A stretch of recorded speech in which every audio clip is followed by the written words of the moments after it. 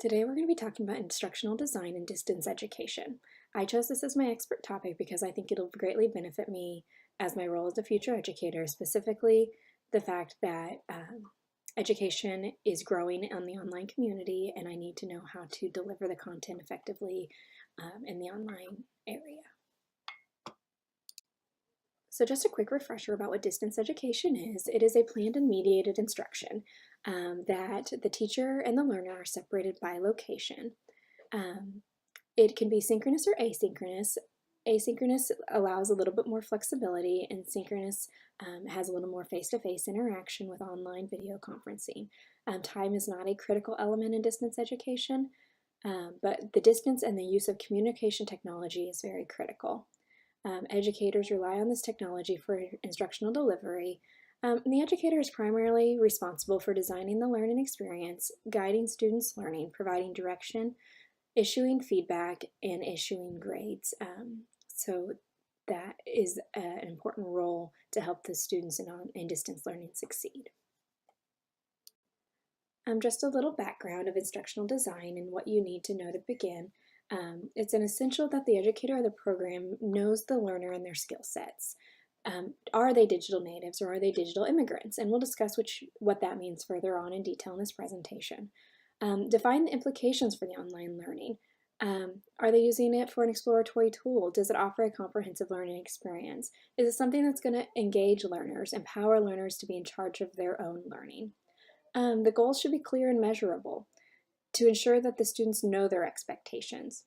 The courses should be designed with activities that provide skill, knowledge, and the experiences necessary to meet these course requirements. Such tools involve like wikis, blogs, discussions, journals, web quests, podcasts, group projects, anything that's going to get the students engaged. Another thing that you need to make sure you have is student support services available, such as online access to full database from a library, tutoring services. Here at PSU, we offer the writing students and the Guerrilla Geeks for online access to students, access for online students. We also have, for nursing education, they can go into the lab at the nursing building. We also have online textbooks, and if there's not textbooks required, there is online resources that the educators provide that are appropriate for the content to be delivered in that course.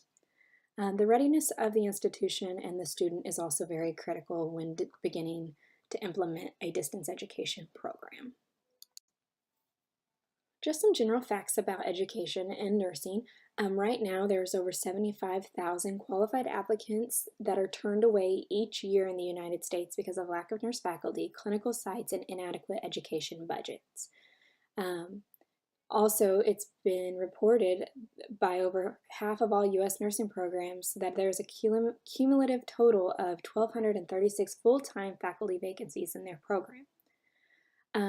By 2022, it's projected that there'll be 1 million new nurse openings that are directly related to the baby boomers retiring and the lack of resources to accept more students into their nursing programs.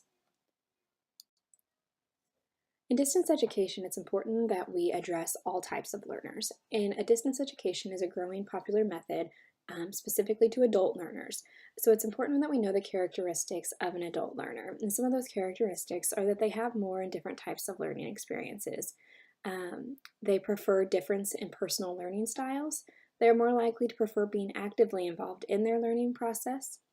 They desire to be connected and supported by each other in their learning process.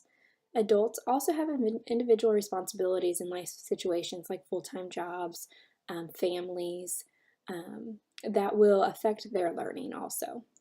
They're very problem-centered. They thrive when they can utilize their experience and use the new knowledge to solve the real-world problems.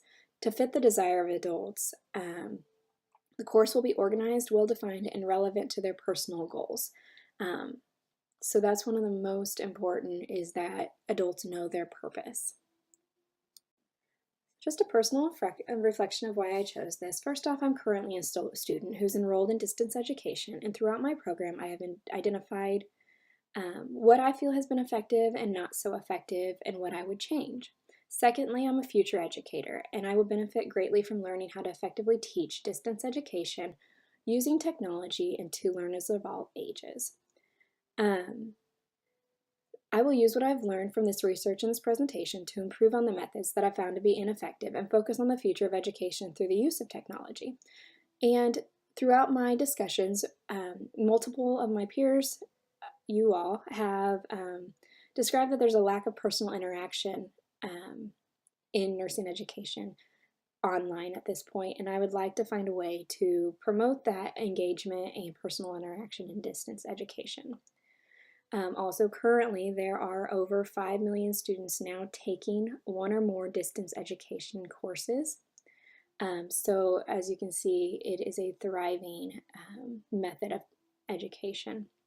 And also, I believe that learning occurs when students recognize their purpose. This is something I feel to be true, and that there have been points during this program that I didn't initially understand the purpose behind it, and that created a negative perception of either the course or the assignment, which I believed affected my performance. So if I knew why we were doing stuff in the beginning through communication, I would have been more accepting of some of the workload. And so as a future educator, I hope that my students will recognize what the purpose of their learning activities are. The relevance to this to education, as of course distance education is growing. As I previously mentioned on the other slide, there's over 5 million students currently taking one or more education courses, and that number is up over 200,000 students as of 2014, and I imagine within the last 4 years that has even increased more. Some universities don't view online learning as comparable to traditional learning. Therefore, designing effective courses will prove to administrators and stakeholders that they are comparable and that they should continue to invest in these online or distance learning programs. Currently, students are combined of a digital native or a digital immigrant, and it's necessary that educators are taught to teach both of these types effectively. I mentioned earlier that I discussed those. And so when I'm discussing a digital native, I'm talking about someone who grew up with technology, who receives information really fast. They're like parallel process and they like to multitask. They prefer graphics over text rather than text over graphics. They thrive off the instant gratification and the reward. They prefer gaming as opposed to lecturing for their learning. A digital immigrant is one who is not born into the digital world yet has adopted these technologies. Like all education, all changes, some have learned faster than others. Some remain closed-minded and do not feel that the learning can be fun. So education needs to be taught in a way that these students understand. As previously discussed, adults learn differently and learning should be adapted to meet the needs. Technology is not going to away, so therefore we need to embrace it and make the changes in technology to keep up with what's going on. Also, with an increased access to the education, the nursing shortage gap can be narrowed. Relevance to the personal interests. Again, I'm going to be a future educator, and I want to be an effective one for my future students. I've had educators in my educational career that have been very effective, but education is changing. I've personally experienced it. I hope to be like several of these educators that I have had and adapt to the changes of education through the use of technology. The students' learning is also changing, as digital natives are now the undergraduate students and the future of those seeking postgraduate education, and we need to accommodate their needs. So I need to know how to effectively educate all types of students. Excuse me. In the workforce, this also sparks a personal interest, as distance learning will help reach more students, graduate more nurses, and then narrow the nursing shortage gap, which will significantly impact nursing worldwide. While reviewing literature, I found a few themes, the first one being motivating adult learners. One process that I really liked to increase the motivation of an adult learner was the ARCS, which means attention, relevance, confidence, and satisfaction. For attention, you need to gain and sustain it for your learners. Relevance, you need to let your learners know why you are learning it, and that is key for their learning. It helps them deal with the perception of why the courses or material is presented, and if it'll help satisfy their career goals. And helping apply one course to another course will help gain how it's relevant to each other, will help gain that learner's attention, increase their motivation.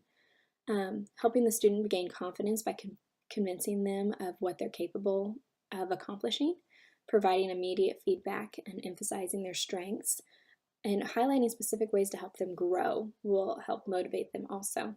Satisfaction by providing immediate feedback, recognizing when they've done well, having consistent standards for all learners across the board, and making sure that your objectives are clear will also help motivate your learner.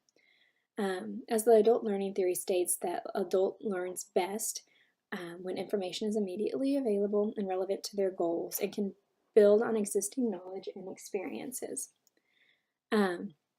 They thrive on their information being presented well and organized, readily available, and they also like it to be relevant to their career and insight into their nursing profession. They like an academically challenging environment that respects their life experiences and achievements. They like to take more responsibility for class discussions and encourage others to participate. When looking for mature age, was mentioned multiple times, but no study showed or no literature revealed what that was. It was very inconsistent. The same as academic success, there was no clear boundaries on what that was defined of. Some defined it as their GPA, others used assignments and university exams or exit exams for measurements. They're motivated by their life factors, life experiences, and persistence. Also by other factors like peer and academic family support. They found that their peers supported them in helping find deadlines, meeting demands, and challenges in the courses. Also, mature age students were found to work closely with academic staff and demonstrate deeper understanding for their needs. Some learners were motivated by the idea of improving their knowledge and skills, following new developments, promotions, and with the goal to become a faculty member. Another theme identified in my literature review were different learning styles that were best for online learners or in distance learning. Lecture is the most commonly used. Most educators continue to use lecture-based teaching that requires students to memorize content. They fail to seek out other strategies that are based on evidence. There were 8 specific strategies discussed throughout the literature: e-learning, concept mapping, internet-based learning, web-based learning, educational gaming, problem-based learning, case studies, and evidence-based practice. 7 of those strategies identified involve technology, which tells us where this is driven. And although the evidence does not strongly support significant outcomes with any of these strategies individually, it has been shown that the use of these multiple innovative strategies will increase student knowledge outcomes, and has also shown that it increases the learner's enjoyment and satisfaction. The next theme identified is interaction and engagement. One study suggests that learner-instructor interaction is a strong predictor of student satisfaction, and also that learner-learner interaction is strongly linked.